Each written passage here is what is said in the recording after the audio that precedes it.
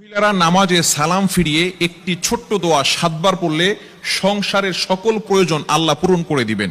মনে রাখবেন, আমাদের মা বোনরা যারা আছেন তারা অনেকেই কিন্তু সংসারের ভিতরে সুখ চান, শান্তি চান, এবং বিশেষ করে অনেক সময় স্বামীর অবস্থা খুব ভালো থাকে না।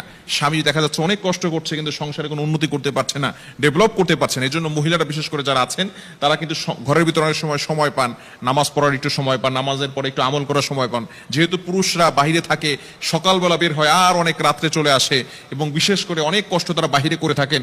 বিশেষ করে পুরুষরাও যদি পারেন এই আমলটি করবেন। 5 ওয়াক্ত নামাজ আপনাকে মাস্ট বি পড়তেই হবে। যদি আপনি সংসারের ভিতরে সুখ চান, শান্তি চান এবং প্রয়োজন হাজতগুলো পূরণ করতে চান, তাহলে অবশ্যই 5 ওয়াক্ত নামাজ আপনাকে মাস্ট বি পড়তে হবে। নামাজ ছাড়া আপনি সংসারের ভিতরে কখনো কোশ্চিন কালেও আপনি কিন্তু সুখ এবং শান্তি আনতে পারবেন না। একটু বলেন তো, সুখের মালিক কে? হ্যাঁ, সুখের মালিক হচ্ছেন আল্লাহ। তো ওই আল্লাহকে আপনি অখুশি করে কখন আপনার সংসারে সুখ আপনার সংসারে সুখ আনতে পারবেন না।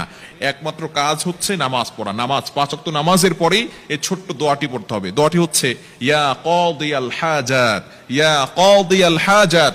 আপনি নামাজে সালাম ফিরানোর পরে 5 ওয়াক্ত নামাজ আপনাকে পড়তে হবে। নামাজের পরে সালাম ফিরানোর পরেই আপনি আল্লাহু আকবার পড়বেন একবার, আস্তাগফিরুল্লাহ 3 বার, এরপরে আপনি পড়বেন ইয়া কাদিয়াল হাজাত, ইয়া কাদিয়াল হাজাত, ইয়া কাদিয়াল হাজাত 7 বার পড়বেন।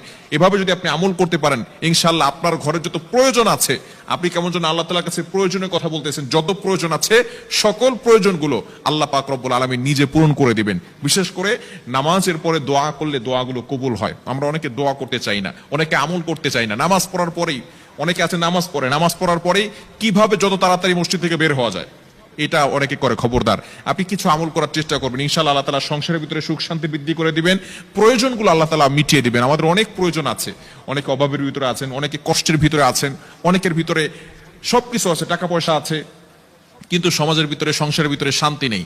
স্বামী স্ত্রীর সাথে ভালো বন্ডিং হচ্ছে না, স্বামী স্ত্রীর কথা শোনে না, স্ত্রী স্বামীর কথা শোনে না। এরকম অনেক সময় হয় কি হয় না? আপনি এই যে অভাবের ভিতরে আছেন, শান্তির অভাব, ঘরের ভিতরে শান্তি নাই, শান্তির প্রয়োজন, এই হাজতগুলোর জন্য আপনি আল্লাহর কাছে দোয়া করবেন, ইয়া কাদিয়াল হাজাত, ইয়া কাদিয়াল হাজাত। এখন যদি আপনি নামাজ না পড়ে যদি আমল করেন, তাহলে কিন্তু কাজ হবে না। অবশ্যই আপনি কোরআন দিয়ে আমল করবেন, নবীজি সাল্লাল্লাহু আলাইহি ওয়াসাল্লামের হাদিস অনুযায়ী আমল করবেন। অবশ্যই আপনাকে নামাজ পড়তে হবে।